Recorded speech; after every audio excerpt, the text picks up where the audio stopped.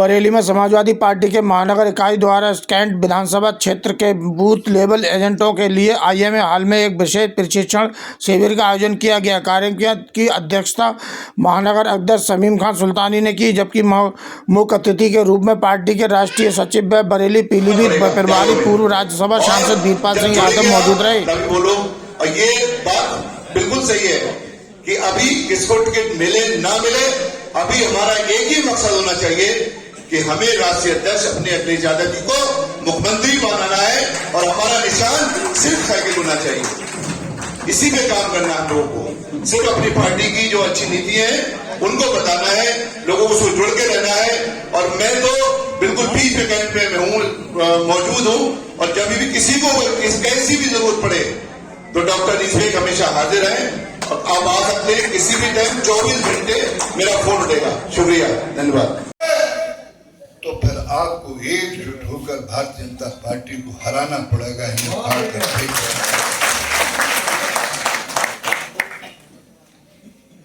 ये मामूली बात नहीं है। कानून नाम की कोई चीज नहीं है। अभी हमसे पहले वक्ता कह रहे थे कि बुलडोजर विकास की निशानी नहीं हो सकता, बुलडोजर विनाश की निशानी होता है। और आप किन लोगों का नुकसान कर रहा? अगर मैंने गलती की है तो मुझे सजा देने के लिए अदालत बनाई है संविधान में, और एक अदालत नहीं, जिले से लेकर हाई कोर्ट और सुप्रीम कोर्ट तक की अदालतें बनाई है। उनका काम सजा देना है। सजा देने का काम किसी मुख्यमंत्री का नहीं हो सकता। और यहाँ का मुख्यमंत्री सजा देता है, और उसे भी देता है जिसने कोई गलती नहीं की। अगर किसी गलती करने वाले का मकान ढा दिया जाता है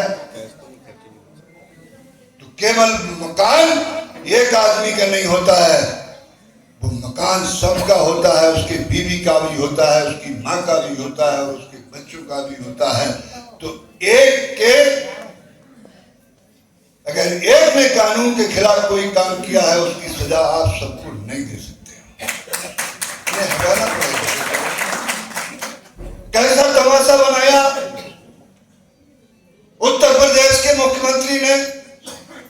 मैंने उस समय भी कहा था, अपने नेताओं से भी कहा कि बरेली में कोई झगड़ा नहीं था, किसी प्रकार का बरेली में कोई झगड़ा नहीं था।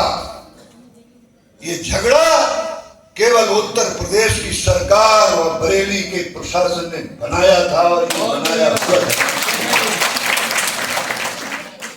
झगड़ा बनाया भी तुमने, वाहवाही भी तुम ही लूटोगे, पीठ भी तुम्हारी थपथपाई जाएगी, और पुरस्कार भी तुम ही ले लोगे। ऐसी सरकार हमने इससे पहले कभी नहीं देखी।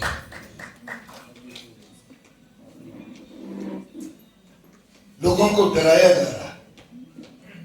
लोकतंत्र में डर नहीं होना चाहिए, लोकतंत्र में प्रेम होना चाहिए। और इस समय देश में, और खास करके उत्तर प्रदेश में, लोकतंत्र है नहीं, क्योंकि जनता में भय व्याप्त है, जनता में डर है। और कभी बात ही नहीं करते जनता के हित की। जनता का हित हिंदू मुसलमान में हो जाएगा, जनता का हित हिंदुस्तान पाकिस्तान में हो जाएगा, जनता का हित झगड़ा में हो जाएगा। जनता का हित होगा विकास में, जनता का हित होगा महंगाई कम हो, जनता का हित होगा भ्रष्टाचार कम हो, जनता का हित होगा बेरोजगारी कम हो। और कैसा हिंदुस्तान में तमाशा बनाया। हम कहते हैं हिंदुस्तान में बेरोजगारी है, लोग बेरोजगार घूम रहे हैं, तुम लोग जगह निकालते हो, फॉर्म भरवाते हो, परीक्षा करवाते हो, और पेपर आउट हो जाता है, परीक्षा निरस्त हो जाती है। हम कहते हैं कि बेरोजगार सड़कों पर घूम रहा है, तुम कहते हो कि बरेली में दंगा होगा, हम कहते हैं देश में महंगाई है। आप लोग सब पढ़े लिखे लोग हो, सब मोबाइल चलाते हो, गूगल भी देखते हो। देखो कि सन 1914 में जब मोदी जी गद्दी पर बैठे थे, उस 2014 में उस समय गैस का सिलेंडर किस रेट का था और आज किस रेट का है। आप देखो उस समय सोना किस रेट का था और आज किस रेट का है। आप गूगल पर देखो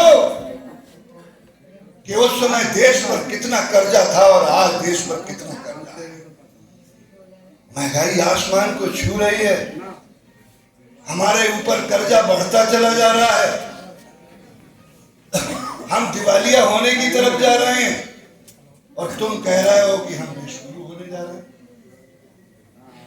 अब देखो इन लोगों की चाल को, बेशुरू हो सकता है जिस पर पैर से लेकर सिर तक कर्जे में डूबा हुआ व्यक्ति बेशुरू कैसे हो सकता है।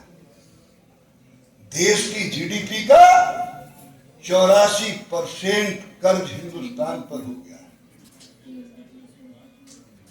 ये कर्ज जब 94% श्रीलंका पर हुआ था जीडीपी का, तो वहां क्या हाल हो गया आप लोगों ने देखा होगा। तो हम कर्जदार बन रहे हैं और तुम बेशुरू बन रहे। हम कहते हैं कि भ्रष्टाचार बढ़ा है। आप थाने में चले जाओ, आप तहसील में चले जाओ, किसी सरकारी दफ्तर में चले जाओ, बगैर पैसे के किसी का कोई काम नहीं हो सकता है। और तुम कह रहे हो कि हम बेशुरू हैं, बेशुरू रिश्वत लेते हैं क्या? इसलिए मैं कहना चाहता हूं कि ये जनता को बरगलाती। इन्होंने सबसे पहले क्या कहा? इन्होंने कहा हम मदरसों की जांच कराएंगे। इनकी टीम के अलावा किसी का योगदान नहीं है। इनकी टीम ने ही तैयार किए हैं। और मैं ये बताना चाहता हूं साथियों, जितने भी यहाँ पे हमारे बीएलए साथी आए हैं, ये सबसे पद और गरिमा की जगह पे आप लोग बैठे हुए हैं। हम लोग जितने बैठे हुए हैं बगैर आपके अधूरे हैं, बगैर आपके अधूरे हैं। बगैर बीएलए के, बगैर बूथ जीते हुए कोई भी नेता नहीं बन सकता, कोई सरकार नहीं बना सकता। हमारे राष्ट्रीय अध्यक्ष जी ने आप लोगों को वो मर्तबा दिया है।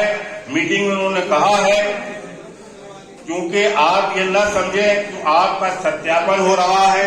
हमारे प्रभारी जी का सत्यापन कर रहे हैं। एक एक नाम मैं फोटो के आपका वहां रजिस्टर्ड हो रहा है, लखनऊ में रजिस्टर्ड हो रहा है। और उसमें सरकार बनाने की सबसे बड़ी जिम्मेदारी आप लोगों को दी गई है, दी जा रही है।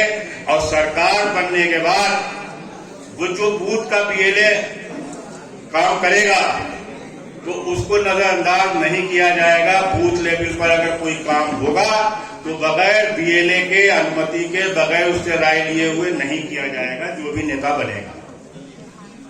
भाई हम लोगों ने पिछले कई दिनों से हमारे महानगर के अध्यक्ष ने मेहनत करके जो एसआईआर हो रही है उसके लिए बीएलए बनाए। उन सभी बीएलए को बुला करके यहाँ पर उनको प्रशिक्षण दिया गया, किस तरह से आपको वोट बनवाना है दूसरे चरण में। ये सारी बातें हमारे नेताओं ने उन लोगों को बताई। वोट कटे हैं, उसको क्या कहना चाहते हैं? जो कटे हैं उन्हें सही करवाओ, फिर बनवाओ। और फर्जी कोई बने नहीं और असली कोई रहे नहीं, इस नीति के साथ हमारे बीएलए काम करेंगे। और कितने बीएलओ ने आप लोग काम किया? लगभग 70-75% बीएलए। सम्मानित किया जाएगा? हाँ, उनका सम्मान भी किया जाएगा।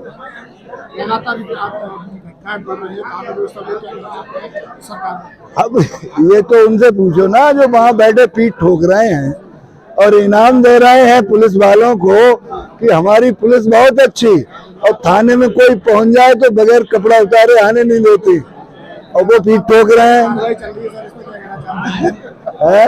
लगातार बुलडोजर की कार्रवाई चल रही है, इसमें क्या कहना चाहते ये तो मैंने कह दिया कि भाई ये कानून नहीं है, संविधान ने अदालतें बनाई हैं, अगर कोई गलती करे उसको सजा अदालत देगी।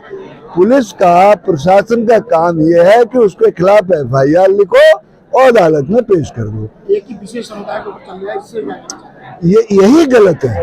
ये देश तरक्की की तरफ नहीं जा रहा है। क्या करोगे, कहाँ ले जाओगे इन लोगों को? ये यहीं रहेंगे, इनसे प्रेम से रहोगे, देश तरक्की करेगा। लड़ाई करोगे, नफरत में कभी तरक्की नहीं हो सकती।